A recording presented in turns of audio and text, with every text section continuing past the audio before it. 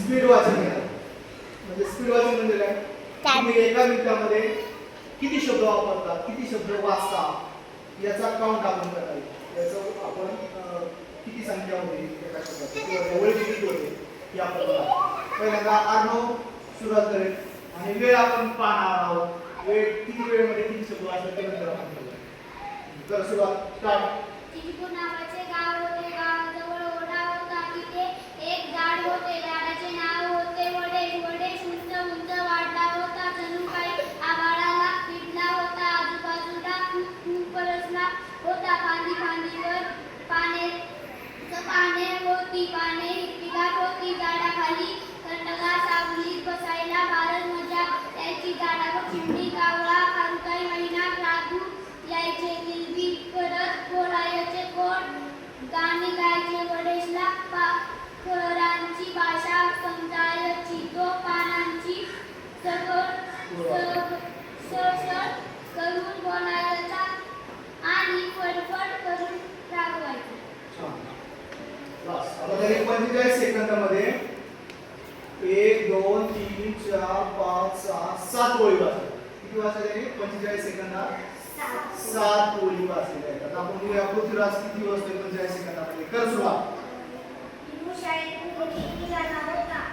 आकाशात काळे ढग जमा झाले होते.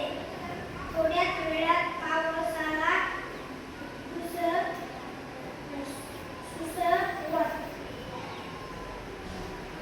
सुरुवात झाली. थोड्याच वेळ झाली. आकाशातून पाण्याचे थेंब खाली येत होते.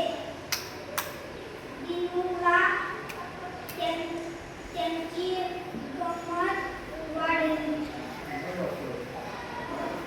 दिनू थेंबाला म्हणाला, थेंबा किती वाजले त्याने 1 2 3 4 5 6 6 वाजले. किती वाजले 6.